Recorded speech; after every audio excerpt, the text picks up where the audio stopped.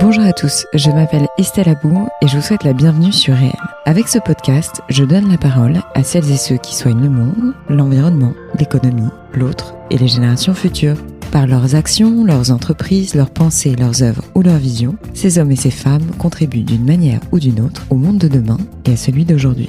Si vous aimez le podcast et que vous voulez me soutenir dans ma démarche, la meilleure manière de le faire, c'est de vous abonner sur la plateforme de votre choix, de mettre des étoiles là où c'est possible, de le commenter, de le partager, d'en parler autour de vous, sur les réseaux sociaux et dans la vie réelle. Alors je vous souhaite une très bonne écoute et on y va. On prie dans les synagogues depuis le prophète Jérémie, qui nous a dit « Itpalela bishloma shamalchut » priez pour la paix du royaume dans lequel vous êtes, car de sa paix dépend votre paix. En gros, depuis le prophète Jérémie, on sait que si la République est forte, alors la sécurité des Juifs, comme la sécurité de chaque citoyen, sera assurée. En revanche, si la République est faible, pour attaquer, la question de la place des Juifs se pose. La sécurité, la liberté de culte, la laïcité sont des sujets récemment mis sur le devant de la scène. Pour ma part, j'ai été profondément meurtrie récemment par l'assassinat du docteur Sarah Halimi, mais surtout par la décision de justice qui s'en est suivie.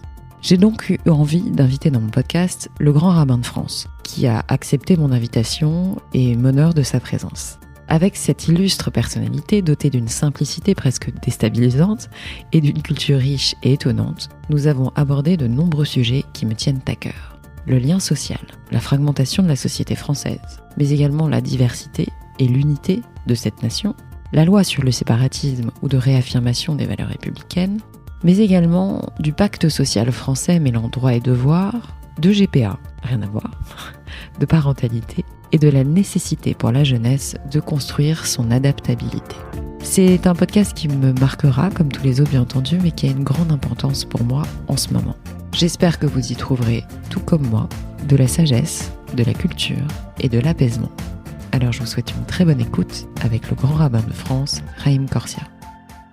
Monsieur le grand rabbin de France, merci beaucoup d'avoir accepté mon invitation dans mon podcast. Je suis très honorée, particulièrement en ce moment où je suppose que vous avez une actualité débordante, d'une part par le triste événement qui vient de se produire, mais par ailleurs parce que vous êtes également en lice à votre propre succession. Je ne sais pas si j'utilise les bons termes. Mais avant de commencer, en fait, j'aimerais vous poser une question toute bête, c'est de vous présenter, si c'est possible. Difficile de se présenter, donc je m'appelle Chaim Corsia, je suis rabbin, et voilà.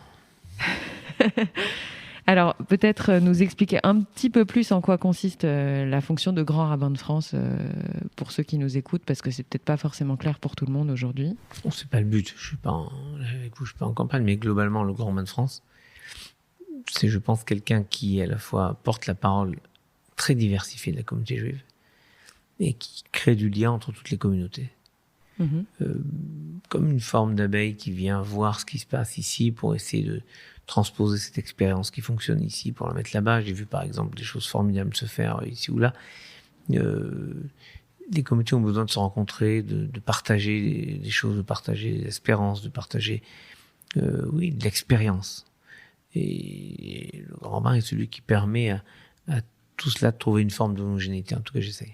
J'ai une autre question qui vient juste après, mais l'homogénéité au sein de la communauté juive en France, est-ce que vous pensez qu'elle est plus ou moins accentuée maintenant qu'elle ne l'était il y a quelques années ? Qu'est-ce que vous ressentez justement en termes de lien à l'intérieur de la communauté ? Pour répondre dans un sens ou dans l'autre, au fond, notre société aujourd'hui est très fragmentée. Et donc, par nature, la communauté juive suit le sens de la communauté nationale, qui va vers la fragmentation. Chaque rite va retrouver son histoire, son importance. Chacun va avoir tel ou tel niveau de pratique d'orthodoxie. Mais en même temps, on a quand même une forme d'unité assez incroyable. Et l'unité, c'est par nature la diversité. C'est-à-dire que l'unité n'est pas l'uniformité. Donc, il y a cette notion d'unité de la communauté juive dont on a pu percevoir quelque chose de magnifique dimanche dernier, avec même au-delà de la communauté juive, parce qu'il y avait beaucoup de juifs dans la manifestation, mais il y avait beaucoup de non-juifs qui partageaient les espérances, les inquiétudes, l'envie de dire non à quelque chose qu'ils ne comprenaient pas. Et le fait d'être ensemble dans cette diversité, c'est ça l'unité. C'est ce qu'on a voulu symboliser avec un un moment de cette manifestation qui a été assez merveilleux quand, avec tous les représentants des cultes, nous avons récité ensemble la prière pour la République, que nous restons dans les synagogues. C'est l'idée que chacun avec sa foi différente, et que des personnes dans la foule avec leur athéisme, qui est leur droit, mais on pouvait espérer ensemble. Justement, je voulais revenir, c'était ça ma question, parce qu'on parle de la manifestation, donc pour le rappeler, puisque ce podcast pourra peut-être être entendu dans 1 an ou dans 2 ans, c'est la manifestation qui a eu lieu dimanche dernier concernant le meurtre de Sarah Halimi et les responsabilités qu'a décidé la Cour de cassation concernant la personne qui l'a tuée. Outre ce que vous venez de me dire, qu'est-ce que vous avez ressenti profondément ce jour-là ? C'est-à-dire, est-ce que vous avez senti qu'il y avait... que c'était sans précédent ? Est-ce que vous avez ressenti que c'était sans précédent, non, je ne dirais pas ça, parce que j'ai eu le grand honneur de marcher aussi le 11 janvier 2015. Suite aux attentats ? Suite aux assassinats de Charlie Hebdo, des policiers et des clients de l'Hypercacher. Mais donc, ce sentiment immense, incroyable de fraternité, on l'a senti, et on l'a déjà perçu. Mais là, je crois qu'il y avait cette nécessité de se retrouver justement dans ce désir d'unité. C'est-à-dire, nous sommes tous différents, mais on vibre à l'unisson dans nos différences. C'est une très belle vision de ce qu'est la société française. Finalement, cette manifestation était ce moment que la société rêverait de pouvoir vivre plus souvent, où on se retrouve. Oui. Avec quand même, disons-le, une petite pointe de fierté tout de même. Vous voyez, des manifestations, il y en a à Paris. Beaucoup. Vous savez, une manifestation avec 20 000 personnes, pas une voiture abîmée, pas une devanture de magasin cassé, pas de saccage, pas de violence, pas de queue de manif, juste le bonheur de se retrouver. Franchement, c'est assez rare pour être signifié, parce que même quand on fait la fête après des matchs de football, il y a toujours de la casse, comme si rassembler des gens, c'était par nature briser quelque chose. Là, il y avait une telle unité, une telle symbiose, que c'était justement cette forme d'espérance apaisée d'une société diverse mais rassemblée. Pour enchaîner sur l'espérance et la nécessité d'avoir effectivement, parce que j'ai écouté beaucoup de vos interviews et vous parliez du fait que l'espérance religieuse devait apporter quelque chose justement de spirituel à une nation et qu'il fallait compter sur les religions aussi pour apporter une croyance, pour qu'on croie, quelle que soit la croyance, qu'on croit ensemble. Vous avez été auditionné le 3 février dernier, je crois, par le Sénat concernant la loi, alors je ne sais plus comment on doit la nommer, mais je crois que c'est la loi sur la réaffirmation des valeurs de la République. Voilà, bon, alors à une époque c'était le séparatisme. Bon. Alors je ne vais pas vous redemander de parler de ce que vous avez déjà dit, mais dans les grandes lignes, pour ceux qui ont peut-être un peu oublié, parce qu'on va tellement vite dans l'information que tout se succède, les grandes lignes de ce que vous avez voulu souligner quand vous avez été entendu par ou plutôt, je ne sais pas si on peut dire auditionné, par le Sénat. En fait, c'est la même question qui est posée. C'est comment créer de la diversité et en même temps de l'unité, pour pas que la diversité soit source de séparatisme, justement. Et certains ne comprennent pas ce principe républicain. Certains considèrent que pour être soi-même, il faut être séparé des autres. Et attention, je n'accuse pas que les uns ou les autres. Je dis simplement, il se trouve qu'en France, ce séparatisme est porté par une vision déviante de l'islamisme, qui n'est pas l'islam. Mais cette pulsion séparatiste, elle existe partout, y compris chez nous. Sauf que, grâce à Dieu, elle ne se manifeste pas avec une telle violence et une telle... Enfin, n'oublions pas, je crois que j'étais un peu dubitatif quand certaines religions disaient « Pourquoi faire une loi ?» Pourquoi faire une loi ? Parce qu'on a égorgé un professeur au nom de valeurs qui sont censées nous empêcher de vivre ensemble. Donc on a égorgé un professeur, on a égorgé des fidèles dans une église, on a menacé des juges dans les synagogues. Il y a un niveau de violence dans la société, c'est la violence que nous produisons. Nous sommes tous des producteurs de cette violence. Donc il faut comprendre les racines, il faut lutter contre. Il faut donner des éléments juridiques pour que l'État puisse lutter contre cette pulsion séparatiste. Et je vais vous donner un exemple très concret, très précis. Parfois, malheureusement, le bon sens devrait être évident, et c'est pas le cas. Donc voilà. Il y a un monsieur qui a un titre de séjour accordé, un monsieur étranger qui a un titre de séjour, je crois qu'il est tchétchène, de tête, réfugié politique, ok ? Donc, menacé dans son pays, on l'accueille, c'est la grandeur de la France d'accueillir celles et ceux qui sont menacés dans leur pays. Sauf que cette personne a été condamnée 4 fois pour apologie du terrorisme. je trouve légitime qu'à un moment, l'autorité préfectorale, en l'occurrence de l'État, décide de lui retirer son titre de séjour en tant que réfugié politique. Bien sûr. Il va au Conseil d'État.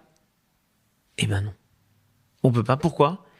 Parce qu'on peut retirer un titre de séjour à quelqu'un qui est condamné pour terrorisme, mais comme le texte ne dit pas pour apologie du terrorisme, on peut pas. Bon, je trouve que c'est inadmissible.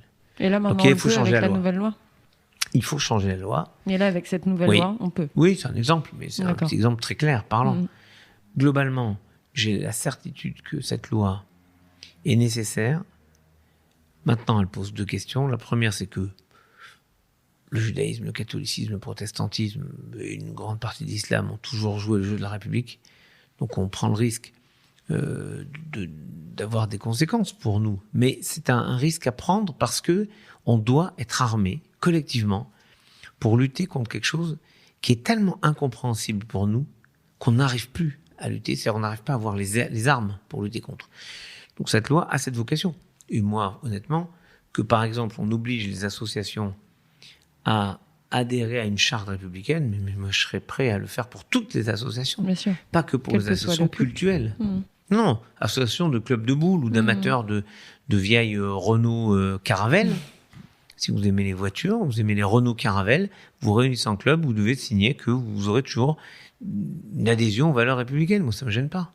Ou le club de boules, des joueurs de boules, je sais pas où. Donc, cette nécessité, elle me gêne pas et je pense qu'il faut remettre des règles. D'où le principe de réaffirmer les valeurs républicaines. En fait, comme toujours, on oublie de réaffirmer ce qui est important pour nous. Donc là, la République nous dit, on va le faire. Après, il y a un jeu politique qui fait que ça passe, ça passe pas, c'est compliqué. Et que l'opposition, par nature, trouve toujours que ce que la majorité fait, c'est pas bon, et vice-versa. Mais je crois qu'il y a des moments dans l'histoire de notre pays où on doit se rassembler tous. Donc là, il y a une lutte à mener tous ensemble. Et c'est la suite du discours du président de la République au Murau, qui dit, pour la première fois, voilà contre quoi on lutte, l'islamisme radical. Donc, on a clairement l'objectif, il faut qu'on se batte tous ensemble. Sur le diagnostic que vous faites en France, donc il est à la fois positif et négatif, je suppose. Pour rappel, effectivement, dans toutes les synagogues, on prie pour la République. Quels sont les aspects positifs que vous voyez ressortir, finalement, quand on prie pour la République française? À la fois, on prie pour que se perpétuent les points positifs, mais pour pas voir le tableau tout noir, en fait, c'est qu'est-ce que vous avez de positif à dire sur la France? Pardon, mais on ne prie pas uniquement quand tout va bien. Bien sûr. En général, quand tout va bien, on ne prie pas. L'expérience me montre qu'on me demande plutôt de prier pour les gens qui vont pas bien. En revanche, on le fait depuis toujours dans une synagogue en France. On prie dans les synagogues depuis le prophète Jérémie, qui nous a dit « Itpalela bishloma shamalchut » priez pour la paix du royaume dans lequel vous êtes, car de sa paix dépend votre paix. En gros, depuis le prophète Jérémie, on sait que si la République est forte, alors la sécurité des Juifs, comme la sécurité de chaque citoyen, sera assurée. En revanche, si la République est faible, voire attaquée, la question de la place des Juifs se pose. La question de la place des Juifs, c'est un enjeu. Mais chaque fois qu'il a fallu se battre, et on peut toujours voir les choses bien ou mal. Si je vous dis comment c'était la situation des Juifs à l'époque de Dreyfus, l'affaire Dreyfus, vous allez me dire c'était catastrophique, machin. Oui, c'est vrai. Mais le père de Lévinas, en voyant qu'un pays pouvait se partager en deux au moment de cette affaire, a dit à son fils, un pays qui se divise pour l'honneur d'un petit capitaine juif est un pays où les Juifs doivent aller vivre. Et c'est comme ça qu'il décide d'aller en France. Donc, on comprend bien qu'il y a une histoire d'amour avec la France, entre la France et le judaïsme. C'est le 27 septembre 1791 que les Juifs deviennent citoyens à part entière. Et il y a eu cette façon que la France a eu de porter des valeurs convergentes avec celles du judaïsme. C'est ce que disait le grand Mac Kaplan. Mais c'est ce qu'on vit, à condition que la France reste fidèle à ce qu'elle est. D'où l'idée de prier, parce que le prophète Jérémie nous le demande, mais parce que prier pour la France, c'est prier aussi pour agir pour la France. Ça. La plus belle des prières, c'est l'action. Bien sûr. Donc, au fond, qu'est-ce qu'on demande ? Bâtissez la République. Ne soyez pas juste des consommateurs de la société. Ouais. Bâtissez la société. Alors justement, ce que le judaïsme a toujours fait. Ouais. j'enchaîne un peu sur une question un peu délicate, mais beaucoup, en tout cas moi je l'entends malheureusement, beaucoup de juifs souhaitent quitter la France. Beaucoup l'ont déjà fait.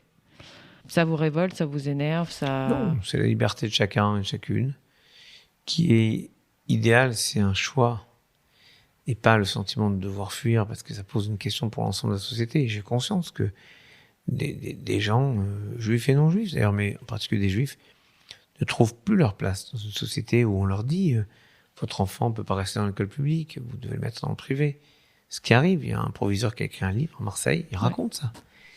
Donc j'ai conscience de cette souffrance et du sentiment de ne pas être parfois protégé. On voit bien avec l'histoire de ce drame de l'assassinat du docteur Sarah Halimi, où...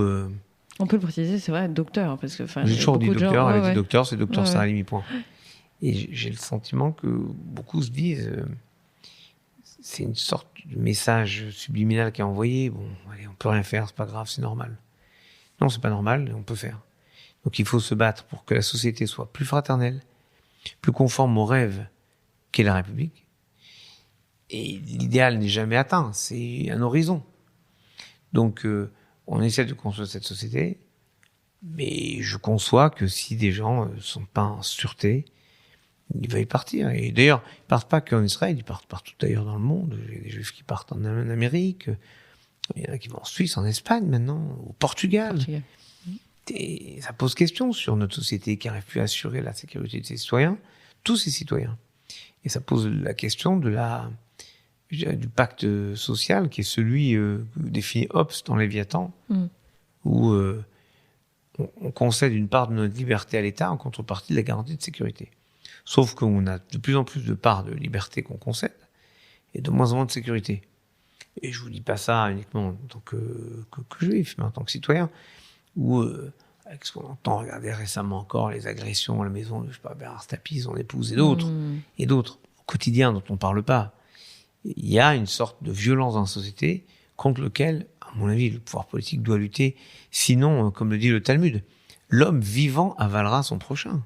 Mais c'est pas que le pouvoir politique, non? Parce que moi, j'ai un peu le sentiment qu'il y a une déliquescence de l'autorité au sens propre du terme, ne serait-ce qu'à l'intérieur de la famille. C'est-à-dire que moi, j'observe quand même que bien souvent, des gens qui en arrivent à la violence ou à des actes de révolte sans limite sont des gens qui ont été lâchés un peu dans la nature, qui n'ont pas eu d'autorité paternelle, qui n'ont peut-être pas eu d'autorité maternelle. Enfin, c'est pas forcément ce que je pense. Alors après, je me fais pas des amis en disant ça, mais je pense que ça part aussi du foyer. Ça part aussi du foyer, non? Peut-être que c'est l'inverse. Peut-être que le foyer, c'est aussi la conséquence de la violence de la société, qu'il n'y a plus la sorte de protection de cette bulle familiale. Mais c'est vrai que la société est remplie de violence partout, y compris la violence intrafamiliale, dont on parle pas assez, mais qui est apparue avec le confinement, où il y a des situations d'une violence incroyable partout d'ailleurs. Mais peut-être qu'il faut essayer de lutter contre cette violence dans la société. Alors j'ai parlé du pouvoir politique, chacun a sa part évidemment. Là, c'est des questions un peu plus génériques, au-delà de votre fonction, si je puis me permettre. Quel conseil vous donneriez à la jeunesse aujourd'hui qui a quand même pris une grande claque dans la figure avec la pandémie notamment? Mais est-ce que vous avez des grands messages à faire passer auprès de la jeunesse? On peut leur donner les conseils qu'on veut, mais la génération qui arrive doit faire son expérience et doit construire son avenir. On peut les aider. Et chaque génération peut compter sur la précédente. En fait, elle compte sur elle. Et c'est ça qui est le plus important. Cette génération, les jeunes, ont vécu quelque chose qu'on n'a jamais imaginé. Maintenant, ils n'ont pas vécu la guerre. Je suis d'accord. Ils n'ont pas vécu... Non, mais ils ont vécu l'isolement, la fin des petits boulots, etc. Je suis d'accord. Ça, c'est terrible. C'est que tout ce qui permettait, cette petite économie qui leur permettait de sortir de la dépendance de la génération au-dessus. C'est ça. Tout ça, ça s'est écroulé. En même temps, il y en a qui ont pu continuer. Donc, je pense que la force de la jeunesse, c'est l'adaptabilité. C'est l'adaptabilité. Alors, capacité à innover, à inventer de nouvelles solutions. Alors, évidemment, on pourrait dire, mais il faut les aider. Mais les aider à inventer quelque chose de nouveau, c'est compliqué. Donc, en revanche, les aider à croire en eux, ça on peut. Et ça, c'est la garantie d'une génération de conquérants. Au sens que il faut qu'on leur dise on a confiance en vous. On ne sait pas comment ça va se passer, mais on sait que vous trouverez le moyen d'affronter ce qui va se passer. Le conseil que je leur donnerai, c'est ça. Je passe du coq à l'âne parce qu'on a peu de temps et je ne veux pas vous prendre trop de votre précieux temps. Je vous ai entendu sur la GPA et j'ai beaucoup apprécié votre discours. Alors, je ne suis pas forcément, encore une fois, me faire des ennemis certainement, mais quel est votre point de vue sur la GPA ? Bon, déjà... Gestation pour autrui, faut-il le préciser. Déjà, quand on change le nom d'une réalité, c'est que la réalité est insupportable. Au départ, ça s'appelait mère porteuse. La mère porteuse, c'est horrible. Alors, on a dit gestation pour autrui. Vous voyez, autrui, c'est altruisme, on s'est dit c'est mieux. Puis après, on est passé à GPA. GPA, c'est neutre, ça ne fait rien, on ne sait pas ce que c'est. En réalité, on part de quelque chose de terrible. La programmation d'un abandon. Exactement. On va abandonner un enfant. C'est programmé. C'est quelque chose de terrible. Alors après, chaque histoire est unique et vraiment, je ne veux pas jeter la pierre à ceux qui souffrent et qui trouvent dans cette gestation pour autrui quelque chose qui répond à leurs demandes. Mais il y a 2 principes absolus en France. C'est d'abord la gratuité du don, ce qui n'est pas le cas ici, et l'anonymat du don, ce qui n'est évidemment pas le cas ici. Donc on met des principes et on veut les contourner, c'est pas possible. Alors ce que je dis, c'est que... Je sais d'ailleurs pas où est-ce que c'est le cas. Il y a des pays où c'est permis. Je discute pas, moi. Je discute pas le bien fondé de la législation. Oui, et la gratuité réunie à l'anonymat, la combinaison des deux, je sais pas si ça par exemple, existe. quand quelqu'un fait un don d'organes. Ça oui, mais concernant la gestation pour autrui, je crois pas. Ouais. C'est toujours payant. Voilà. Et c'est toujours non anonyme, puisque par nature, vous payez la personne qui vous demandez de porter un enfant pour vous. Par insémination artificielle ou autrement. Mais ce qui me semble incroyable dans cette affaire, c'est que, encore une fois, quand quelqu'un a une impossibilité, il essaie de faire comme il peut.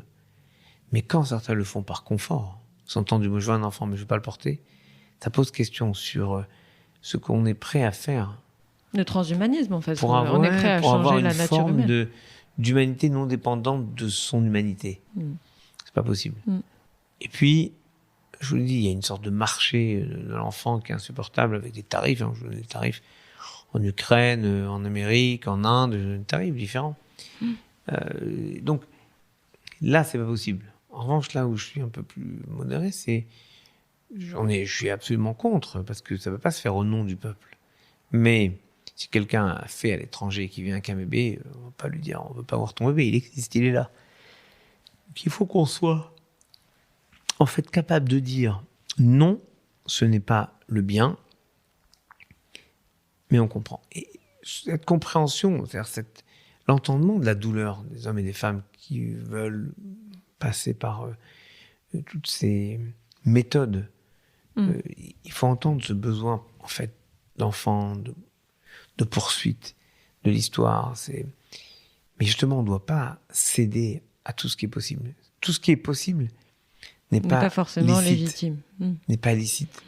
Parce que justement, Camus disait, un homme, ça s'empêche. Tiens, c'est notre nature de déborder, de vouloir tout. Oui, mais tu ne peux pas tout prendre. Depuis Adam, Dieu dit à Adam, de tous les arbres du jardin, tu pourras prendre, de celui-là, tu ne pourras pas. Donc c'est une limitation. Être un humain, c'est avoir une limitation, accepter cette limitation. Et on voudrait repousser ces limites au-delà de tout ce qui est pensable. Donc je pense qu'il faut qu'une société ait le courage de dire non. Bien sûr. On va clôturer l'interview dans pas longtemps parce que le temps passe vite, mais est-ce que vous avez un dicton préféré, ou une citation préférée? Vous en avez beaucoup parce que j'ai vu notamment une que j'ai entendue, que j'ai adorée, de Charles Péguy. Il y a pire que les âmes perverses, il y a les âmes habituées. Ouais, j'ai trouvé ça, je la connaissais pas et c'est tellement vrai. Va pour celle-ci. Ok. Et ensuite, est-ce que vous auriez un coup de cœur et un coup de gueule à passer? C'est des questions que je pose toujours à mes invités. Les coups de cœur, c'est... Ça peut être un livre. Pour des livres formidables que j'ai lus là, récemment, il y a beaucoup de livres incroyables. J'ai lu un livre d'une fille qui s'appelle Elisabeth Bost, qui est d'une autre fille qui s'appelle Madame Dufour, où elles interviewent toutes les deux des personnes qui ont perdu leur père ou leur mère, jeunes. Très jeunes. Comment ils se construisent. Jean-Pierre Elkabbach, Johann Sfar, Clémentine Autain, Nicolas Hulot, Serge Klarsfeld, Maître Témim. Bref, des gens qui ont réussi à se construire. Anne Goscinny. avec l'image de l'absence, avec parfois un terrible secret, on ne l'aura pas dit pendant des années.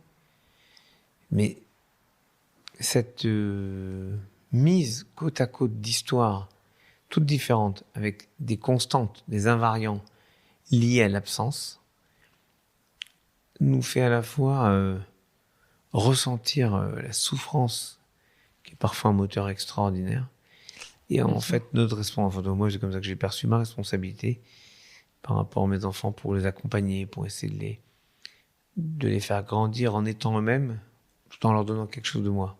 C'est la difficulté. Il faut être capable, en fait, d'apprendre à ses enfants à être libres de soi. J'ai jamais supporté les parents qui donnent le sentiment à leurs enfants je t'ai tout donné, tu me dois tout. Mais rien du tout. C'est les enfants qui nous donnent beaucoup plus.